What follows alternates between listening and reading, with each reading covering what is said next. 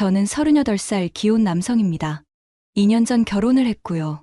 서울 근교의 20평대 아파트를 얻어서 와이프와 열심히 살아가는 평범한 직장인입니다.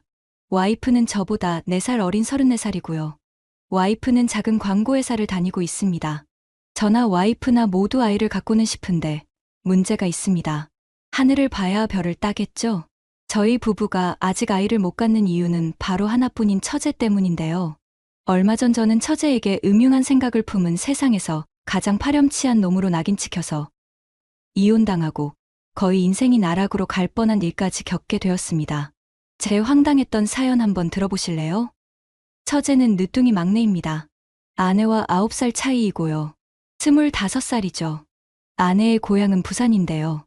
처제는 대학을 졸업하자마자 취업한다는 핑계로 서울에 올라와서는 언젠가부터 저희 집에 눌러 앉아서 지내고 있습니다.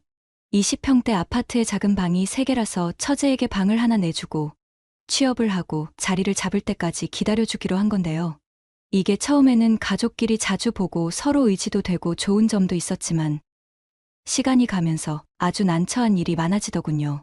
일단 처제는 아직 팔팔한 20대이니 늦게까지 잠을 안 자는 일이 많습니다. 그러다 보니 저와 아내는 밤에 거사를 치를 수가 없는 경우가 많죠. 저희는 금술이 좋은 편이고 아직 아이도 없어서 아이 생각이 간절한데요.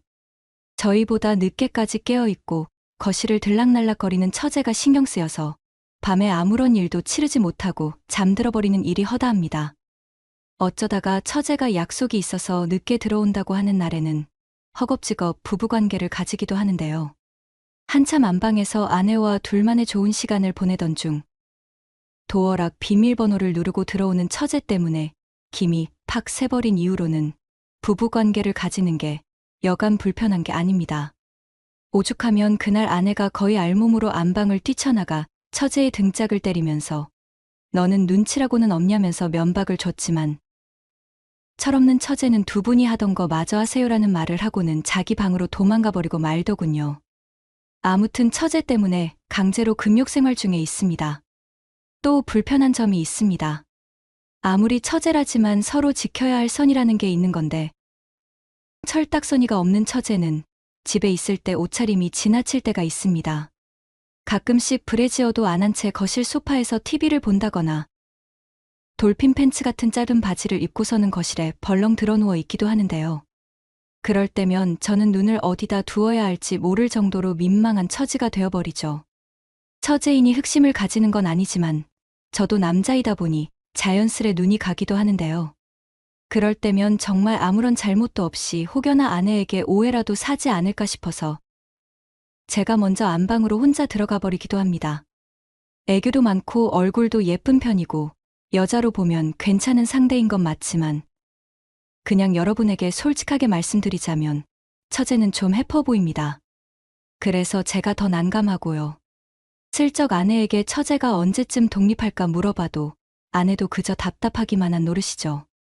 아내도 매일같이 눈치를 주면서 제발 집에서 나가서 독립하라고 잔소리를 해도 그럴 때면 제 뒤로 쪼르르 달려와서는 자기는 형부랑 평생 살 거라면서 제 뒤에 숨어서는 제 팔을 붙잡고는 들러붙는데 아주 고역입니다. 이건 처제의 그런 스킨십이 좋은 것도 싫은 것도 아니고 저는 그저 곤란할 따름입니다.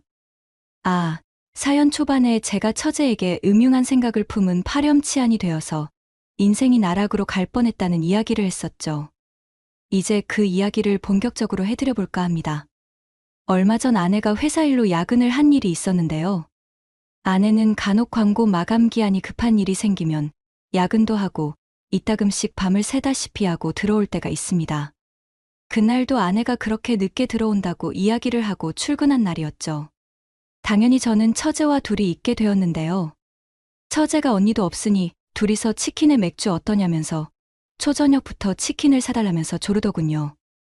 저도 마침 술 생각이 나던 참이라 치킨을 시켜놓고 가까운 마트에 처제와 맥주를 사러 외출을 했습니다. 둘이서 마트에 가서 장을 보는데 성격이 좋은 건지 생각이 없는 건지 제 팔짱을 끼고는 졸졸 따라다니면서 이거 사달라 저거 사달라 조르는 처제 때문에 저는 무척이나 난처했죠. 그런데 그 모습을 저희 아파트 같은 동에 사시는 다른 아주머니가 보시게 된 건데요. 저와 처제가 장을 보는 모습을 목격한 그 아주머니의 표정이 불륜 장면을 목격한 것처럼 경악스런 표정을 하고 있었죠. 나중에 저는 저희 아파트에서 바람을 피우는 나쁜 놈으로 소문이 퍼져서 아내가 해명하고 다니느라 아주 혼이 났죠. 아무튼 그렇게 맥주랑 간단한 안주거리를 사서 집에 도착해서 TV를 같이 보면서 맥주를 마시던 중 치킨도 배달이 와서 간만에 배부르게 먹고 마시면서 취하게 되었습니다. 저는 다음날 출근을 해야 하는 입장이니 더 많이 술 기운이 올라오기 전에 자야겠다는 생각이 들어서 처제에게 뒷정리를 부탁하고 안방에 들어가서 먼저 잠을 청했습니다. 배가 든든하니 잠이 솔솔 오더군요. 대강 양치만 하고 침대에 눕자마자 저는 골아 떨어졌던 것 같습니다. 그런데 조금 있다가 아내가 퇴근을 하고 왔던 모양입니다. 깊게 골아 떨어진 저를 깨우지 않으려고 했던 모양인지 조용히 침대에 와서 눕고 제 팔베개를 하고 제 품에 안겼던 것까지만 기억이 나는 듯합니다. 그렇게 얼마나 꿈나라를 헤매이고 있었을까요? 갑자기 천지가 요동치는 듯한 괴성에 저는 놀라서 벌떡 일어나게 되었는데요. 안방문에 서서 아내가 고래고래 소리를 지르고 있었습니다. 저는 어안이 벙벙해서 자기 왔냐면서 눈을 비비고 옆을 쳐다보는데 화들짝 놀라서 침대에서 자빠져서는 바닥으로 떨어지고 말았습니다. 제 옆에는 처제가 상의가 다 말아올려진 채로 누워서 잠이 들어있는 게 아니겠습니까? 저는 잠결에 정신을 채 차리지도 못한 채로 아내에게 막 횡설수설 변명을 늘어놓기 시작했습니다. 잠이 덜 깨기도 했고 술 기운이 좀 남아있기도 했고요. 상황이 너무 당황스러웠던지라 논리적으로 말이 나오지를 않았습니다. 아내는 제 뺨을 한 대 후려갈기고는 침대에 누워있는 처제 등짝을 때려서 깨우더군요. 그리고는 오해를 아주 단단히 했는지 화가 잔뜩 난 채로 몸을 부들부들 떠는데 저는 아내가 그렇게까지 화를 내는 모습을 처음 보게 되었습니다. 처제는 술이 아주 떡이 되어서는 아내가 등짝을 때리고 일으켜 앉히려고 해도 깨어나지를 않았습니다. 물론 저와 처제 사이에는 아무런 일도 없었습니다. 하늘의 맹세코요. 그렇게 이러지도 저러지도 못하는 황당한 시간이 몇 분이나 지났을까요? 등이 새빨개지도록 등짝을 쳐맞던 처제가 잠에서 깨서 언니 왔냐면서 그런데 자기는 왜 안방에서 자고 있냐고 이야기를 하는데 정말 이렇게 세상 황당한 일이 또 있을까요? 저는 재빨리 아내의 오해를 풀어야겠다는 생각에 처제를 다그쳐서 물었습니다. 어제 분명히 내가 피곤해서 안방에 먼저 들어와서 잠들었는데 그 후로 무슨 일이 있었던 건지 이야기해보라고 처제를 재촉했죠. 그랬더니 처제는 혼자 거실에서 맥주를 몇 캔 더 마셨던 것까지는 기억이 나는데 그 뒤로는 잘 기억이 나질 않는다고 하더군요. 자기도 피곤해서 자야겠다는 생각에 자기 방에 들어간 걸로 기억한다고요. 네, 맞습니다. 술이 떡이 된 처제가 안방을 자기 방으로 착각하고는 제 옆에 와서 잠이 들었던 거였죠. 하늘에 맹세코 아무 일도 없었던 게 맞고요. 처제의 상의가 훌렁 위로 올라가 있던 건 처제 잠버릇이 고약해서였을 뿐입니다. CCTV라도 있으면 제 결백함이 증명이 됐겠지만 일반 가정집에 CCTV가 있을 리가 없죠.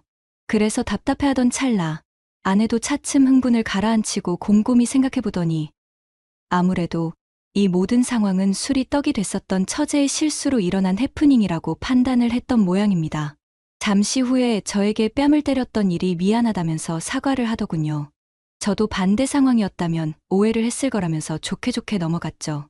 처제도 본인이 술이 과했었던 것 같다면서 제 아내에게 아양을 떨면서 그날의 가슴이 철렁했던 일은 해프닝으로 마무리가 되었습니다. 그리고는 아침에 놀란 가슴을 진정시키고 출근을 하려고 아내와 외출을 하는데 엘리베이터에서 어제 마트에서 만났던 동네 아주머니와 딱 마주치고 말았습니다. 아주 저를 무슨 벌레 보듯이 쳐다보시는데 제가 먼저 말을 건넬 수밖에 없었습니다. 아주머니, 어제 마트에서 봤던 그 아가씨는 제 처제입니다. 지금 같이 살고 있고요. 이렇게 이야기했더니 그제서야 오해를 푸신 듯 민망해하는 표정을 지으시더군요.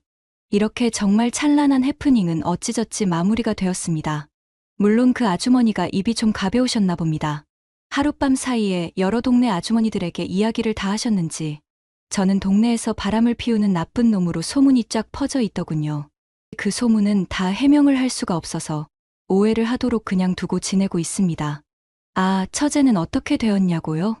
다음 날 퇴근하고 와서는 아내가 부산 친정에 전화를 걸어서 장모님께 하소연을 하면서 있었던 일을 다 털어놓았던 모양입니다. 그 일로 부산에서 장모님이 올라오셔서는 처제를 거의 반강제로 끌고 가다시피 데리고 부산으로 내려가셨고요.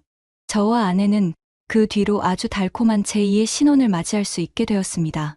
참, 아내는 지금 임신 4개월 차입니다. 아내가 출산하고 혹여나 처제가 조카보러 놀러 온다고 해도 잠은 집에서 안 재워줄 생각입니다. 그날처럼 날벼락 같은 해프닝을 또 경험하고 싶지는 않으니까요. 저희 황당했던 처제와의 사연 들어주셔서 감사합니다.